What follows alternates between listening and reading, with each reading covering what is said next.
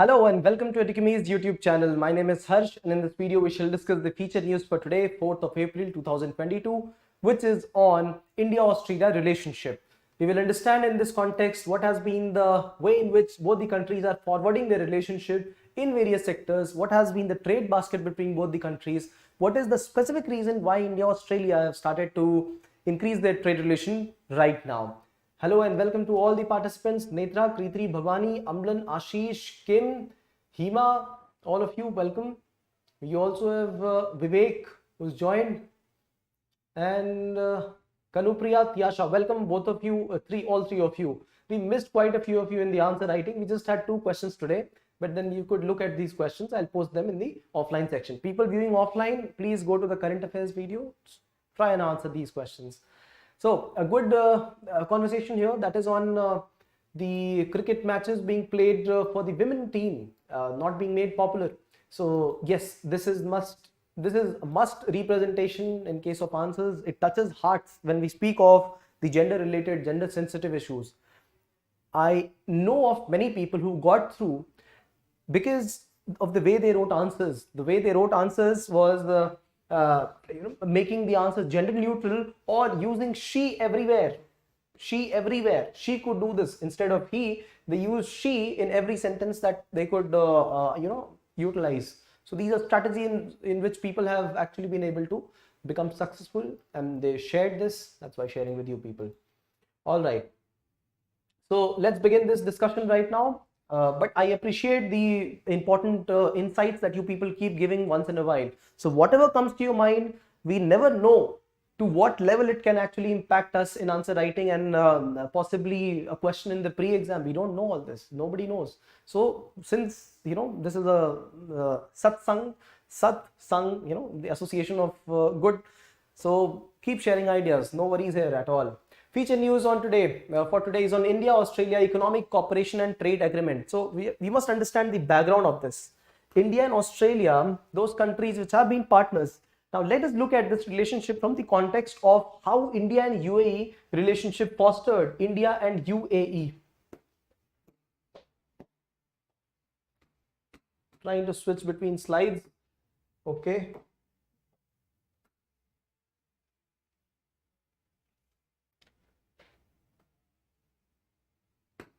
All right. Okay. India and UAE pact.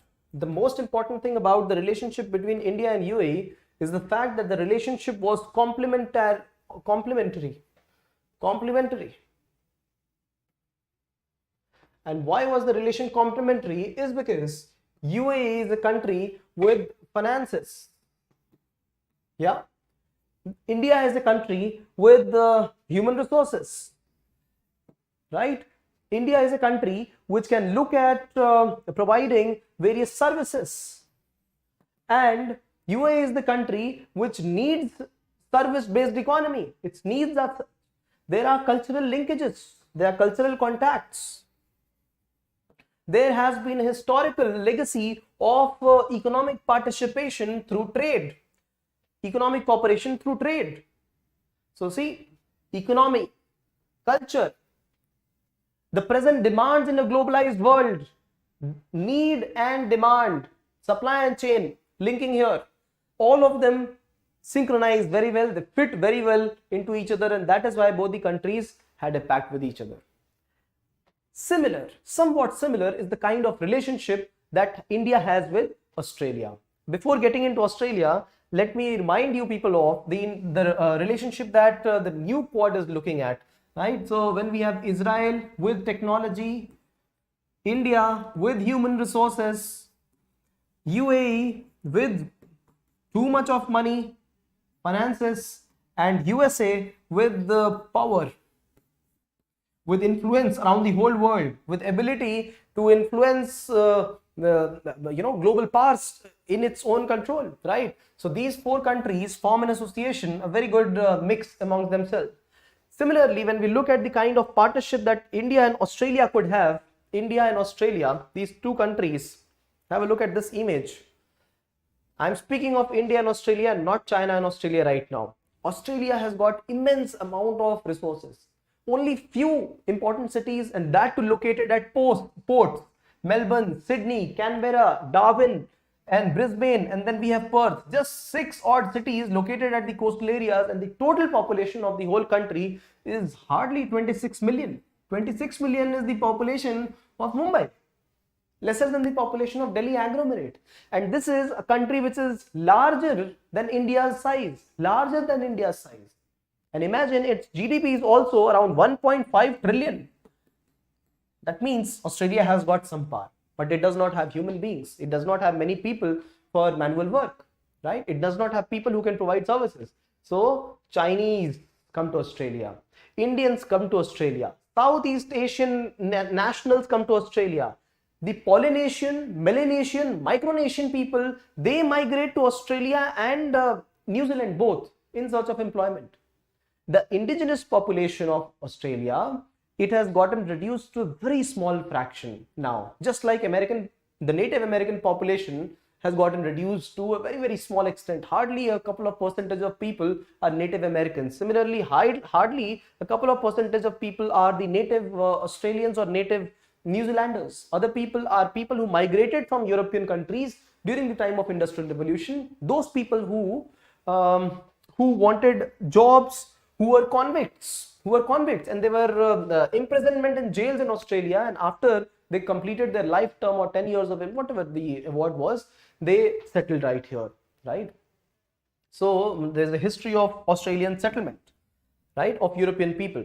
So this is how Australia got formed, but right now what it has is excessive presence of minerals, fuel, resources, metals, raw material, and there are countries which are in need of it. Which is the country which is in need of these material resources? One country which tops the list is China. Manufacturing, 30% of global manufacturing, right? Exports, 30% of global exports, right, from China. Such an important nation, China has been the major industrial partner, major trading partner with Australia. Australia needs those entities which have already been prepared, and it passes on as trade items those entities which are raw material or intermediate products.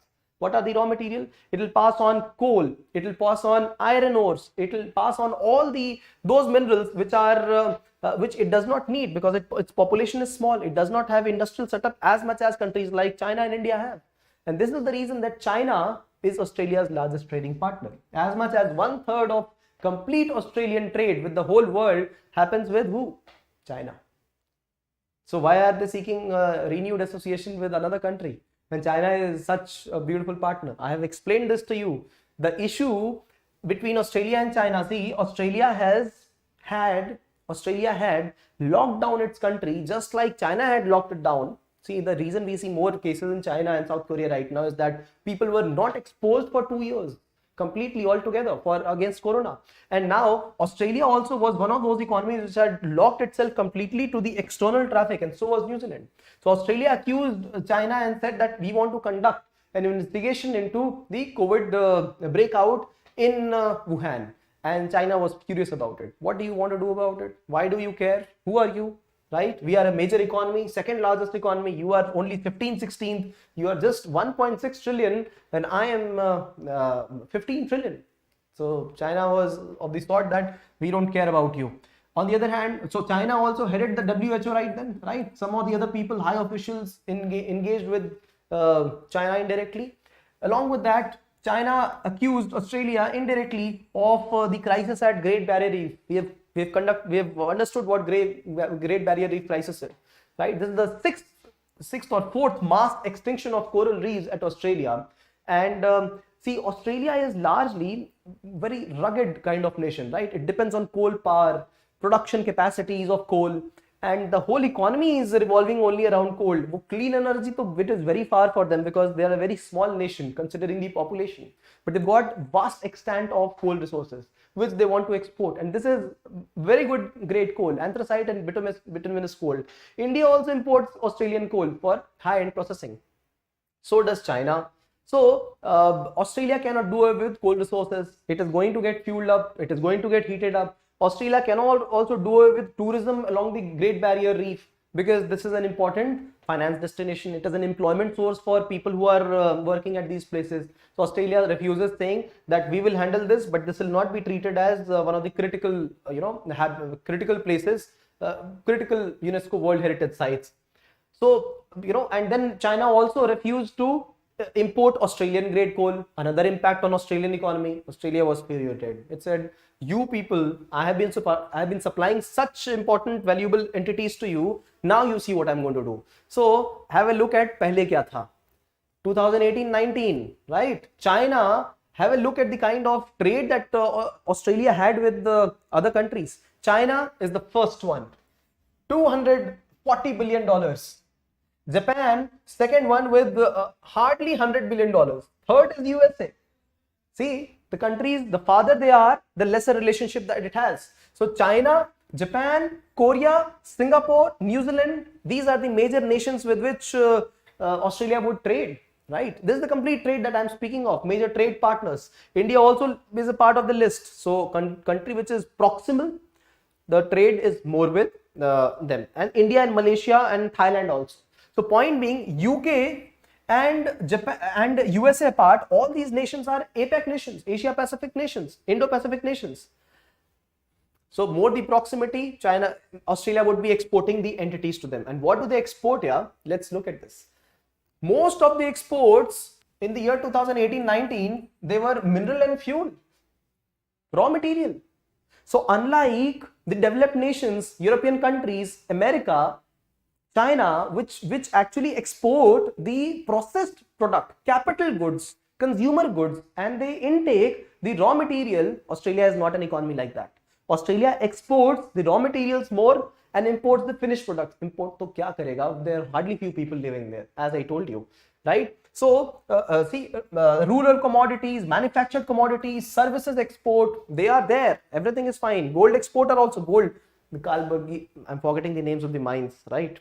Kalgoorlie and there's another mine, Kalgoorlie mines, and they are located in the Australian deserts. So quite a big proportion is the mineral fuel. This is what you should know, right? This is what Australia has been exporting. So Australia said, abhi dikhata hu main. I will tell you what I can do. So 2015, Australia had a pact with China, free trade agreement with China, in which they exchanged a list of items they would be trading, and there would be decreased tariff, more access to these items, and this is how they benefited. And see the humongous level of trade, exceptional level of trade, especially with China. China happy, but then 2020 onwards, Australia said, isko to main sikha ke rahunga, and China also said, inko to main dekh lunga. So because of this, Australia said, let us diversify the partnership here. Abhi sabse pehle to mere ko I have to purchase a nuclear submarine, not nuclear capable, nuclear nuclear powered submarine se chalega. Australia is a non-nuclear country. You people should know this, right? But Australia does have a lot of nuclear fuel available. Australia is a part of nuclear suppliers group, right? Australia is a supplier of nuclear is a supplier in a nuclear supplier group, but Australia has got a separate pact with India, which followed the India's pact with USA, right? Because USA did it legitimized India's relationship with the world, and then Australia also had the pact to supply nuclear fuel to India. But Australia does not have nuclear power as a source of offensive weapon, right? But Australia wanted a nuclear powered submarine, so that not one, multiple levels, multiple of them, so that it could get into the deeper waters. It could see nuclear submarine, matlab it could go into deeper waters for any number of days, 6 months, till the time ration lasts, till the time bread lasts, till the time water lasts. They can go out in the ocean and they could conduct surveys. So this is one thing that Australia wanted. That is why it participated in AUKUS. Australia was also negotiating nuclear deal with France, right? And in France, it was said to be the deal of the century. In France, this $100 billion deal was said to be the deal of the century. French people were really happy, but suddenly this USA brokered treaty with the USA, UK and Australia. It infuriated France. They were not even informed that France is not anymore in the race. In fact, it was almost a finalized deal with France. So Australia, one thing is nuclear powered submarine. Second thing, so AUKUS deal is one. The second one was the partnership in Quad. Australia said, "Abhi मैं देखता हूँ. I have got friends. I have got friends. I will show you what friends I have. One friend is Japan, one is USA, and one is India. These are three nations which have got technology. Japan, which have got influence around the whole world, which has got human resources, and I have got raw material. अभी हम खेल दिखाएंगे ना, raw material. So we will show you the magic and we will keep you out of this race. So the Quad supply chain resilience initiative was formed. अब देखो, why am I using these terms only? Why aren't you people? You people have to appear in the exam. Should I write the exam for you? No. So you should remember this keyword, this key phrase, supply chain resilience initiative. They said we will build a partnership that we do not need China's participation anymore. I will not be exporting as much to China now. They have refused to import coal. I will show this. So now Australia, in a very short frame of time, it gave unilateral access to many products to India. Unilateral access. As much as about almost 95 to 100% products, 90% plus products, India has got unilateral access. India has, for example, India will be able to provide agricultural supplies, example there, to Australia unilaterally, but when Australia provides these agricultural resources to India, India will have protection, treaty, there will be increased tariff here. Australia has got 70% very subsidized access. India has got 90% free access of this sort. See, even then Australia is happy with it because it says that India could be a more reliable partner. So point being, I'm going to prove all this, the point that I'm making right now. So when you look at the two-way trade, China, ASEAN, Japan, South Korea, and then other countries, right? So majority of the trade with the proximal countries, majorly which have got human resources, which have got industrial potential, Asian countries itself, right? So this is what Australia's relationship has been. If you look into small background of Australia, so the religion of the people here, 50% Christian and around 30% people have no religion. Amlan, does it ring a bell to your ears? Because you would look forward to, atheism or something. Yes, people have Islam, Buddhism, Hinduism, Sikhism, also population, Judaism is also here, that is there. But then around 30% people have declared no religion. So this means that people are highly aware of something called as religion here, right? So India and Australia have inked a pact saying that there would be more exchange of people amongst themselves, more trade between both the countries, free, better than before, access of resources between both the countries. And Australia is one nation which provides raw material, and India is one nation which has industrial base. It wants to create a better industrial base for itself, more access to such products which can create the manufacturing based industries is more welcome for a country like India. So this is the complementarity that you must look at. Dekho, I am saying that all you got to see is how relationships begin or they can get formed. So Quad, right? Quad is not just military partnership, it is multi-directional partnership. So when you look at this partnership, draw the members of Quad and what they are good at. Similarly, when you look at new Quad, try drawing the same thing. When you look at India UAE, do that complementarity thing, right? And slowly and steadily, a country with an economy like this, lesser population but high level of economy, they can also start investing in our country. No, Australia, desert country, largely a desert country, would want to visit our Kashmir. Why would they also not invest in a country like India, right? So more trade partnerships, and if there are more investments between both the countries, it is more stable. The relationship is more stable, right? So when they take a stand against each other, they would think multiple times. Currently, India-Australia trade is around like $25 billion. And they have envisaged this to go to $50 billion in the coming 5 years. Okay, very good, very good. So India exporting finished products, good, yeah, some place we are exporting, but the export is not as much to Australia, right? Import is far more of raw material products. No problem, as long as it is raw, it is serving our manufacturing base. So this is going to give impetus, thrust to our manufacturing base, something that we have been lagging at. This is what we studied in the last feature news also, right? So start relating to the additive manufacturing processes. Okay, so, and this pact was again conducted very swiftly, very fastly, steadily. Why? Because Australia is also not happy with China. Okay, so what are you guys saying? Cooper Perry, Solomon Island issue. Okay.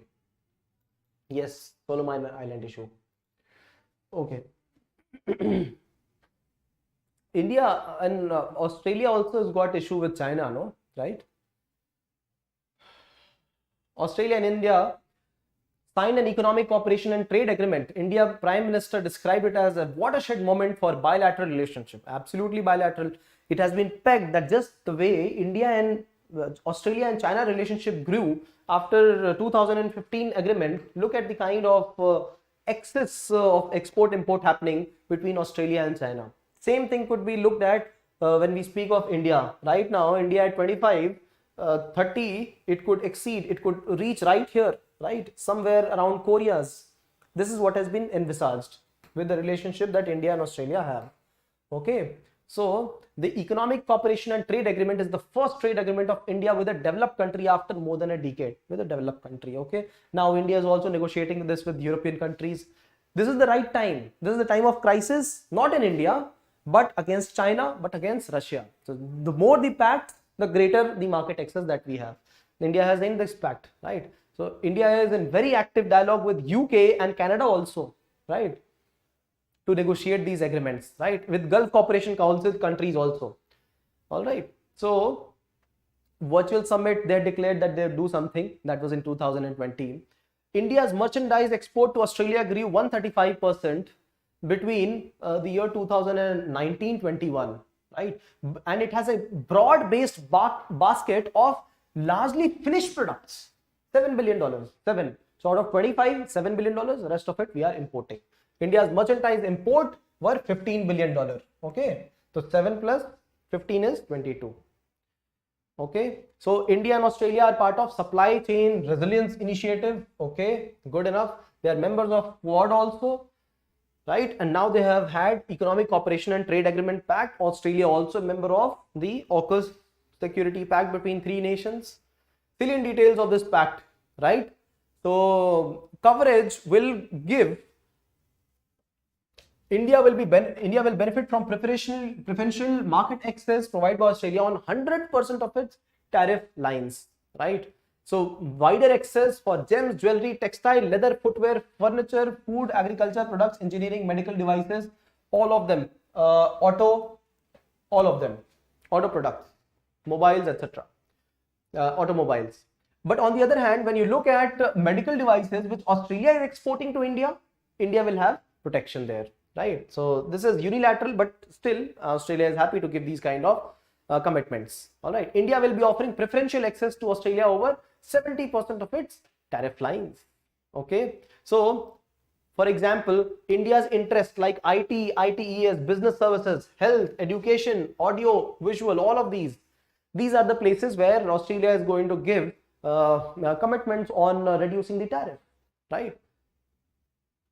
So what are the additional ways in which Australia is going to help us? People who go to Australia for study, they can stay there for 2 to 4 years, right? Even after their studies is complete, they can work there, right? Mutual recognition of professional services. Both the countries will recognize the professional services given by the persons into the other territory. For example, banking services, professional service. For example, financial services. All of them will be recognized between each other. People moving for work and holiday visa, young professional visas, all of them will be facilitated between both the countries. More so for Indians who are moving to Australia, because that is the way migration is actually happening, right? Business services, communication services, construction related engineering services, India will receive wider access. Pharmaceutical product agreement also. Now, significance of this agreement is the fact, see, all you need to know is 5 or 6 points about what this agreement is about, which we have studied. What is the most important the significance of this project is that this is considering India ahead of possibly a country like China. The timing of the pact hence is very important, right? Revival from the pandemic. This will help both the countries revive themselves from the pandemic. There will be newer supply chain or value chain getting formed between both the countries. As I mentioned, China is a factor. Merchandise exports will increase because of all these things. China factor, revival from pandemic, timing of the factor, timing of this project, and sensitive sectors will be safeguarded. For example, India's milk industry. I have discussed this many times, that dairy sector is far more sensitive than agriculture sector, because we do not have formal schemes running, because we do not have a formal way in which we have gauged. We have not even gauged कि dairy में कितना impact हुआ है because of COVID. Agriculture में तो people can even impact, because of service, but dairy has not been studied in that great detail.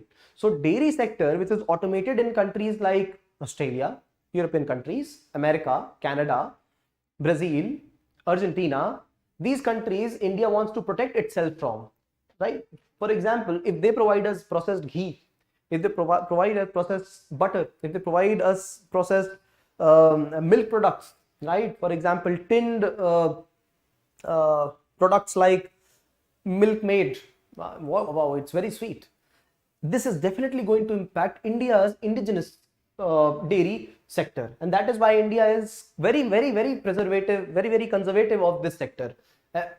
Even a country like USA has accused India of not opening its dairy sector, right? But then India cannot. There is a huge market, it will get hurt, because along with market, see, market will get advantage, but who will get hurt are the Indian producers, right? And therefore, such goods where there will be concessions. India has several goods in the exclusion category where no duty concessions will be recorded. So these are not the 70%, these are the rest of the 30% products. What are the products? For example, dairy products, toys, sunflower seed, seed oil, walnut, pistachio, pista, dry fruits, wheat, bajra, rice, apple, sugar, gold, silver, jewelry, iron ore, medical devices. You start exporting this from Australia and India will say, we will impose the right tariffs. We cannot allow you to have a greater access here. And they have had an agreement also on this. They also have said, see, if you remember, we had spoken about the free trade agreement and the issues. So rules of origin, this is very important. Rules of origin, which country the product is originating from. What is the value addition in the other country? If Australia and Indonesia have got a free trade agreement, or suppose China and Australia itself. Abhi to China Australia ka relationship is not good, so not the best example. Suppose Indonesia and Australia have got a pact between themselves. Just an example. And Indonesia is sending those products to Australia. They have complete liberty of movement, right? For example,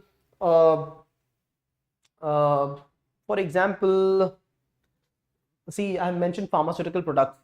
Consider that it was not, consider this pen.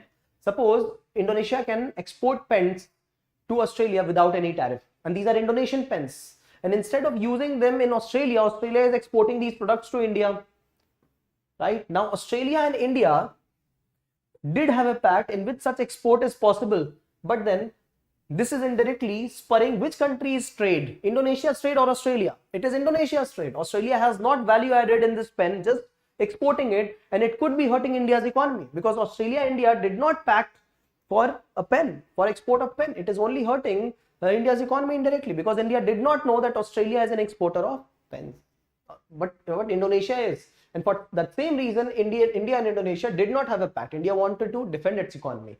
So there are many things about rules of origin, right, which the countries must come clear with. Not only that, the countries also must ensure that value addition, if done, it must be declared by the country, right? So that only if products are value added, say 30-35% and more than that, then this product has, or new product has originated from Australia. This is important. So both the countries have had this agreement as well on stricter rules of origin. See, India is at loss with ASEAN countries when this rules of origin pact happened. I have explained this to you. India with Vietnam, and Vietnam trading with Malaysia on plastic. Vietnam would never import plastic from India because it is getting cheaper plastic from India. On the other hand, Vietnam will export a lot of products to India. So India at a loss. So India-ASEAN free trade agreement was not in favor of India. Many free trade agreements with the East Asian countries, they were against India, and they happened.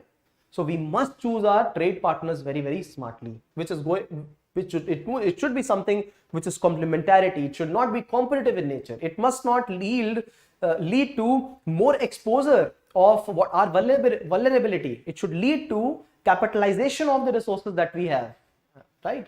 Increasing of more potential of trade, increasing of more employment for the country, right? This is what this relationship is doing. See, post-study work visa, STEM courses, science, technology, engineering, and mathematics. You can go and do it right there and study for a couple of years there, work for a couple of years, and possibly also get a resident visa along with the later on a membership, a passport of Australia. So China is rise, and India becoming a country which is down under, down and beaten. Not that true, not that it's true, but then India is reviving very well with the relationship between both the countries. India is by far the fastest growing major economy in the world, with GDP at 9% and projected growth of 7% in 2023-24. Chinese economy has gotten impacted very much because of the COVID lockdown.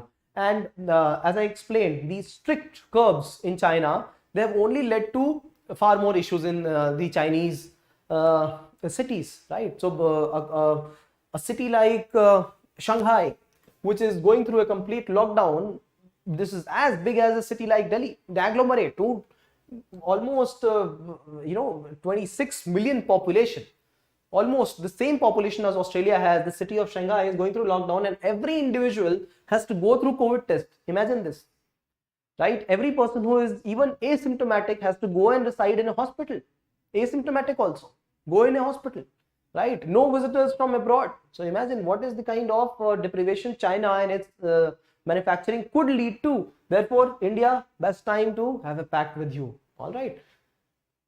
India is looking at jobs creation. India is looking at translating this relationship from $27 billion to $50 billion in the next 5 years.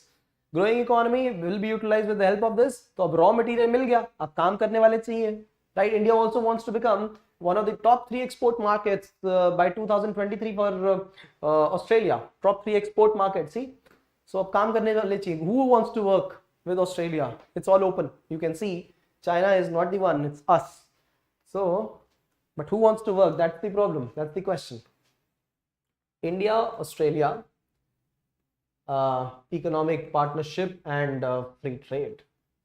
What did we study? We studied a background to Australia and Australia-China relationship, right? So its population, the kind of resources it has, the kind of relationship it had with China. We also understood Australia along with the whole world, right? The kind of export of trade that it has had with all the ASEAN countries and non-Asian countries, right? Along with that, we understood how there is a complementarity of relationship between Australia and India. Why so?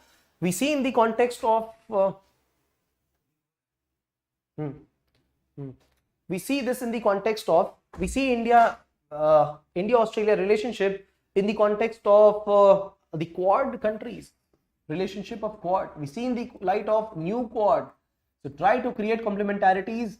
The examiner of your answers would be surprised to see the kind of wisdom that you're sharing, right? Technology, resources, raw material, finished product, right? So this is what is important. Why right now? Why now? What is the timing? This is important. Oh, we also understood the Australia-China tussle, the whole tussle that has happened between both the countries. And AUKUS as well is important here. AUKUS. Mention all this. This is the context of all this happening, right? And along with that, how is it going to impact India, right? India's manufacturing potential. Abhi, we can go beyond the scope of what is written. No, we will create it. Because we know it, because we know a lot of data, we will be able to create it. So India, manufacturing potential. India, automated manufacturing. India, more employment. India, export of finished products to the world. Right now, China is exporting these products. India has got that opportunity. We've got the size of population. We've got resources at hand. We've got technology which can work towards building of these designs. What else we need? We've got it all. We've got finances. We've got technology. We've got people. We've got raw material. What else did we need? Aa gaya sir. We've got coal from Australia. We've got iron ore from Australia. These are the 2 important things now for an industrial revolution to happen. We've got it.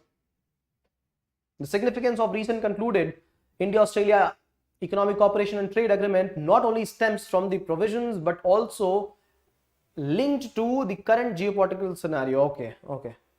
So provisions of the trade are protection for India, more trade with Australia, free movement of persons, that is more important. Free movement of persons, visa agreements, right? Easier access to working professionals, easier access to people who are moving for tourism, mutual recognition of professional services by both the countries. It is also linked to geopolitical scenario. So dedicate half the answer here, half the answer to this part. Examine. Another way of doing this is, but that would be a little more specific, very word specific, is with every, if you have 6 points to explain, with every point of the provision, you can explain how this is geopolitically significant. This would be a finer way of doing it. One way of doing it, explaining the provisions and how, and in the rest of the answer, explaining how the geopolitics of the present time is in sync with this relationship.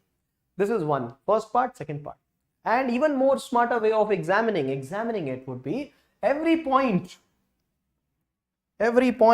containing, there are 5 points, every point containing that the provision, see the provision between Australia-India trade. So the general provision and how this is significant in this time. Next provision, how this is significant right now. Next provision, how this is significant in the relationship right now. A good examination, right? But this is a far more skillful job to do. All right. So this is what we studied. Let me look at the comments here.